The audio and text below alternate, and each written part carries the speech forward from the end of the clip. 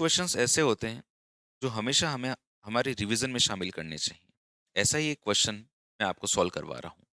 इस क्वेश्चन को करने के बाद बर्नौलीज थ्योरम और इक्वेशन ऑफ कंटिन्यूटी के कंसेप्ट क्लियर हो जाते हैं। ओके, इस क्वेश्चन में क्या दे रखा है, जरा एक बार रीड करके देखते हैं। Which of the following option is correct for the figure shown in below. एक पाइप है, इसका एरिया ऑफ क्रॉस सेक्शन अलग अलग पॉइंट पर अलग अलग है। ये ग्राउंड है, ग्राउंड से इस एरिया ऑफ क्रॉस सेक्शन की हाइट h/2 और इसकी h है। और ये कुछ पॉइंट्स हैं P, Q, R, S और T, और इनसे रिलेटेड 4 ऑप्शंस पूछे गए हैं। तो देखो यार, अगर चारों ऑप्शन को चेक करना है तो एक एक ऑप्शन को चेक करते हैं। बिल्कुल मेरे साथ में आप इस क्वेश्चन का मजा लीजिएगा, ठीक है। क्वेश्चन का फर्स्ट पार्ट बोल रहा है कि P और Q की वेलोसिटी बराबर है। This is point P and this is point Q। देखो यार, P पर जो एरिया ऑफ क्रॉस सेक्शन है वो अलग है और Q पर कुछ अलग है। तो मैं यहाँ पर इक्वेशन ऑफ कंटिन्यूटी लगाने वाला हूँ। इक्वेशन ऑफ कंटिन्यूटी मुझे ये कहती है एरिया और वेलोसिटी का प्रोडक्ट कांस्टेंट रहता है फ्लूइड फ्लो में, अगर आइडियल फ्लूइड है तो। और यहाँ देखो जरा, ये वाला जो एरिया है पॉइंट पी पर वो ए है, और यहाँ पे जो वेलोसिटी है उसको मैं अगर वीपी कह देता हूँ। यहाँ पर एरिया a/2 है, और इस वेलोसिटी को मैं जो है वी क्यू कह देता हूँ। मैं देखता हूँ कि VP is equals to half of V Q है। तभी दोनों बराबर नहीं है। फर्स्ट ऑप्शन तो रोंग हो गया। ओके, सेकेंड ऑप्शन की बात करते हैं। पॉइंट क्यू और एस पर प्रेशर बराबर है, ये सब बोल रहा है। This is point Q and this is point S. इन पे अगर मैं प्रेशर की बात करता हूँ तो कैसे इस प्रेशर को कैलकुलेट करूँ। यहाँ से यहाँ तक जो लिक्विड आया ये आपका ग्राउंड मान लो, और यहाँ पर अगर मैं बर्नौलीज इक्वेशन लगाता हूँ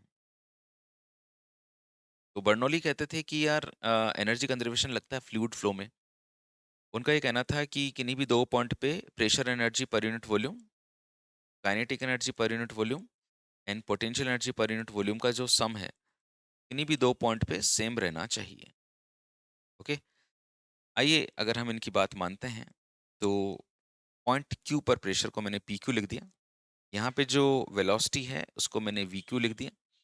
यहाँ जो हाइट है वो मैंने एच लिख दी। पॉइंट एस पे जो प्रेशर है उसको मैंने पी एस लिख दिया। और यहाँ जो वेलोसिटी है उसको मैंने वी एस यहाँ पे लिख दिया, और ये रो जी h/2 हो गया। ओके, अब मैं एक काम करने जा रहा हूँ कि चेक करने जा रहा हूँ कि Q और P पर प्रेशर बराबर है कि नहीं। P Q minus P S, इन दोनों की टर्म्स को एक साथ लिख दिया। वेलोसिटी वाली टर्म्स को भी मैंने एक साथ लिख दिया। Half rho P Q square minus P S का square V S square, plus इस रो जी h/2 को भी इधर ले आया, इसमें से घटाओगे तो रो जी h/2 बचेगा, इसी को यहाँ पे 0 बच जाएगा। ठीक है। ओके, अगर मैं यहाँ देखता हूँ कि यार पॉइंट क्यू पे जो वेलोसिटी है और पॉइंट एस पे जो वेलोसिटी है, तो देखो पॉइंट एस का जो एरिया है वो बड़ा है कि नहीं है।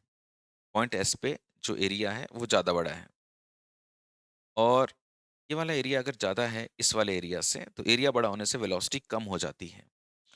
तो मैं ऐसा कह सकता हूँ कि वी क्यू जो है वो वी एस से बड़ा होगा। अगर वी क्यू वी एस से बड़ा होगा तो उस बड़ी क्वांटिटी में का स्क्वायर भी और ज़्यादा बड़ा होगा।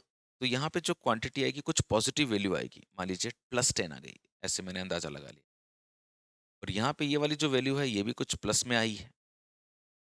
P Q minus P S, ये ओवरऑल 0 होना चाहिए। अगर मैं मानता हूँ कि P Q minus P S 0 है, अगर मैंने ऐसा मान लिया, तो अगर मैंने इसको 0 कर दिया तो ये 15 इज इक्वल टू 0 हो जाएगा, जो गलत इक्वेशन देगा।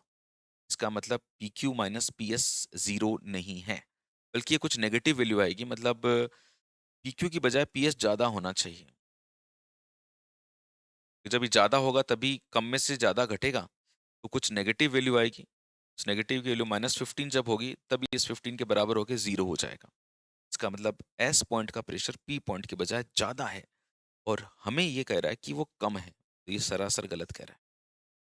बात समझ में आई है ना। पूरी इक्वेशन को देखना, मस्त मजा आएगा, खुद भी करने की कोशिश करना। थर्ड ऑप्शन की तरफ जाता हूँ मैं। थर्ड ऑप्शन हमें पॉइंट पी और टी के प्रेशर को कंपेयर करवा रहा है। ये पॉइंट पी और ये पॉइंट टी। अब थर्ड की अगर मैं बात करता हूँ तो यहाँ से आपका लिक्विड फ्लो होता हुआ, यूं होता हुआ, ऐसे होता हुआ पॉइंट टी पर पहुंचा।